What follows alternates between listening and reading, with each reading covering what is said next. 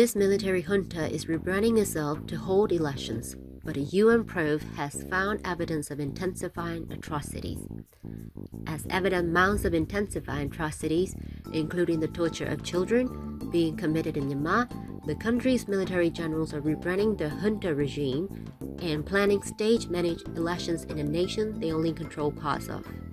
They rescinded a 4-year state of emergency order imposed during their 2021 military coup and formed a caretaker administration to govern the war-torn Southeast Asian country until a new parliament is assembled following a national vote.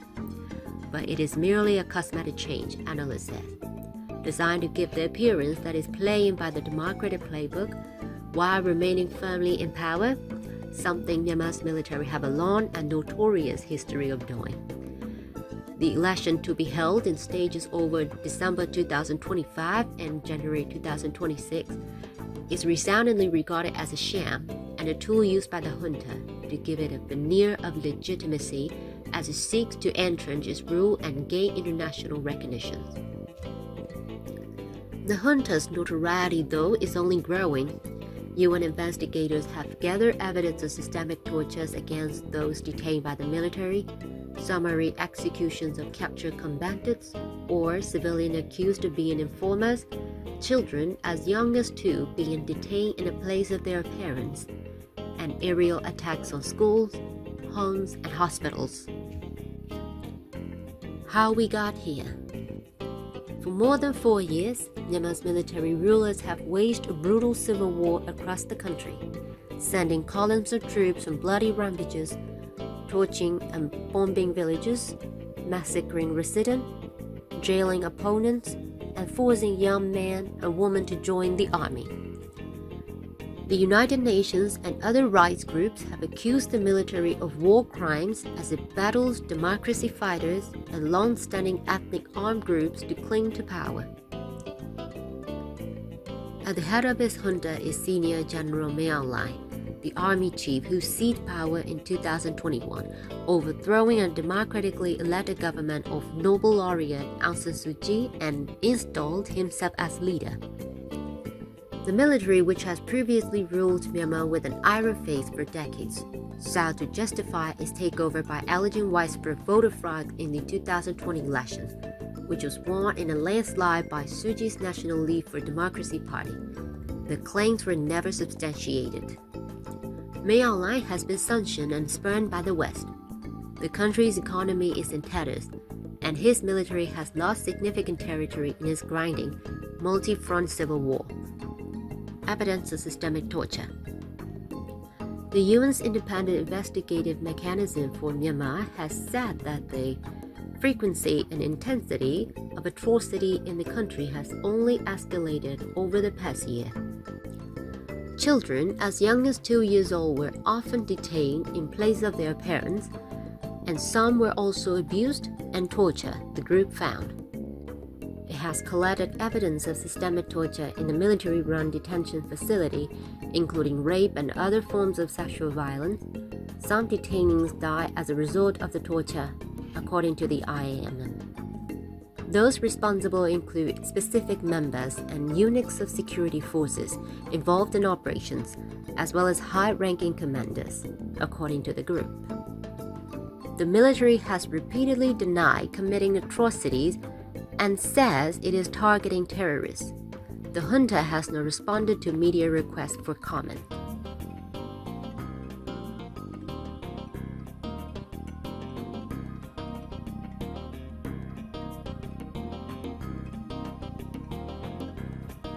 A sham election. The junta said its election objectives are for genuine, disciplined multi-party democratic system and the building of a union based on democracy and federalism.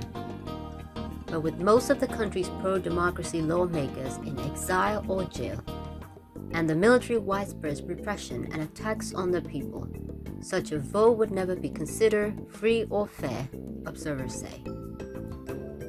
It's a sham election, is not inclusive, is not legitimate. Meek Bunchano, a women's activist working with Myanmar's small ethnic minority, told CNN. Many observers have warned that Myanmar is seeking to legitimize his power, grab through the ballot box, and rule through proxy political parties. He needs to make himself legitimate. He thought that the election is the only way to do that, said Mikun Channel. The United States and most Western countries have never recognized the junta as the legitimate government of Myanmar, and the election has been denounced by several governments in the region, including Japan and Malaysia. A collective of international election experts said a genuine election in Myanmar is impossible under the current conditions, in a joint statement released by the umbrella organization International IDEA. The experts pointed to draconian legislation banning opposition political parties, the arrest and detention of political leaders and democracy activists, severe restrictions of the media, and the organization of an unreliable census by the junta as a basis for the voter list. Others say they cannot trust the military when it continues its campaign of violence, and when its history is littered with false promises of reform.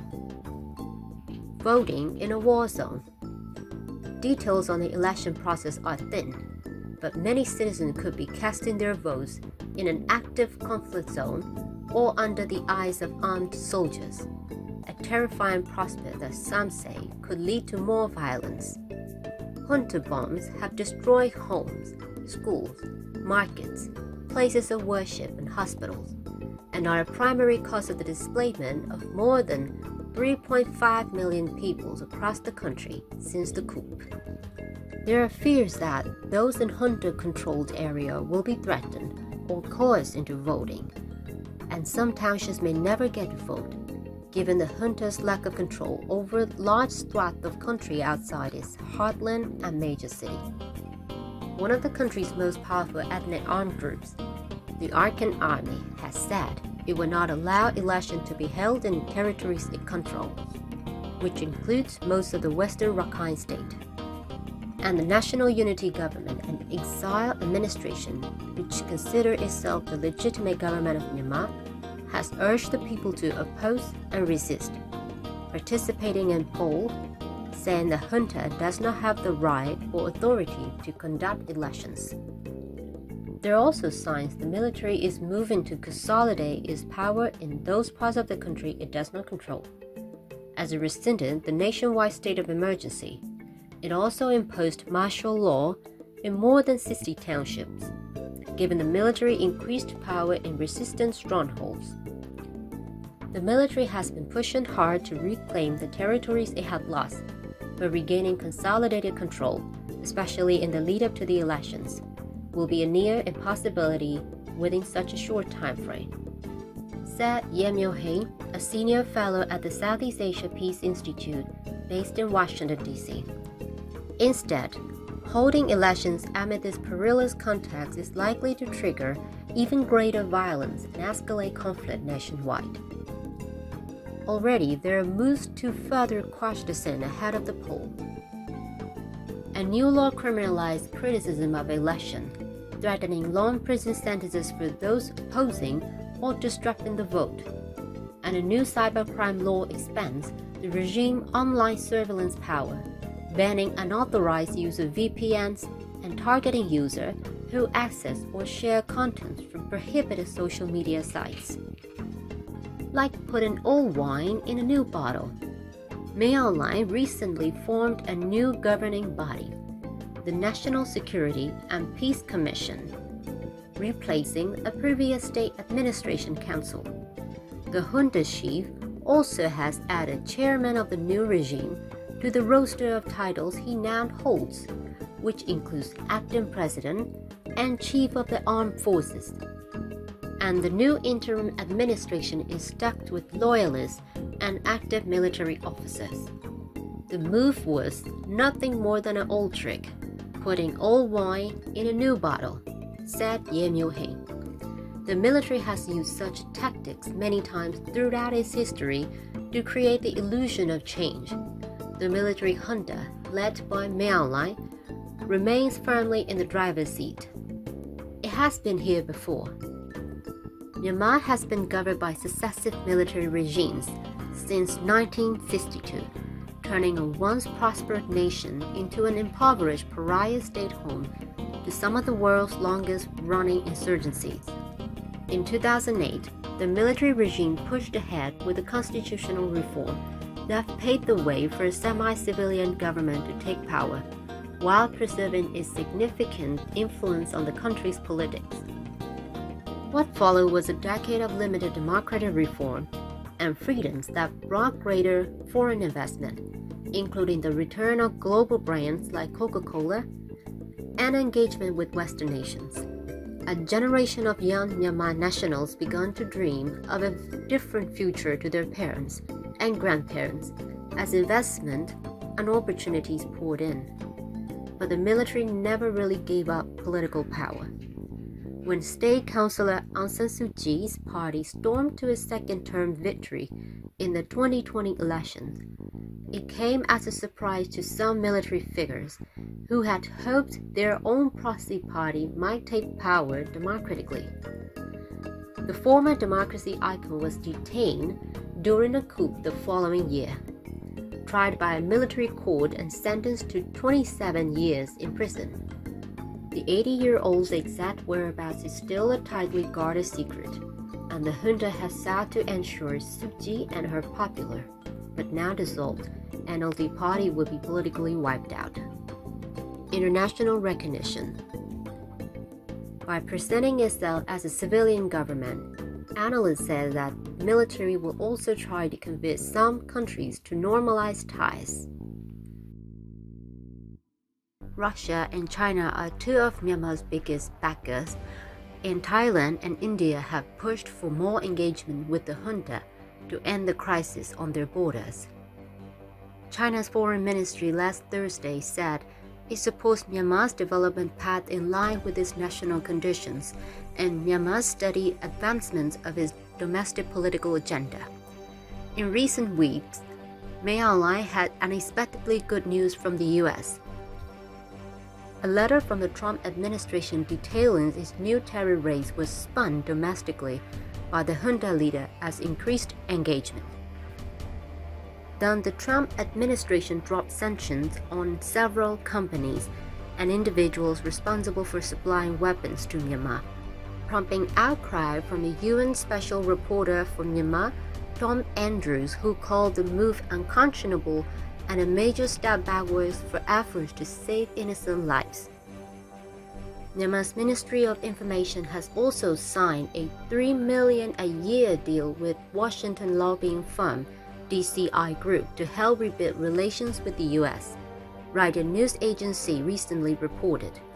The group, as well as the US Treasury Department, the US State Department, and Myanmar's Washington Embassy, did not immediately respond to Reuters' request for comment. Democracy supporters opposed to the junta have warned the international community against falling for the military's election plan and say such a poll will never be accepted by the people. Mail Online and its junta have sucked all the resources and money they can, and the country has nothing left, said Mikon Chano, the women's activist. Everything has fallen apart. The education system has collapsed. The healthcare system has collapsed. Business is just for the cronies. So any future peace negotiations that follow the election, we can never trust, she said. And the situation of the people on the ground will not change.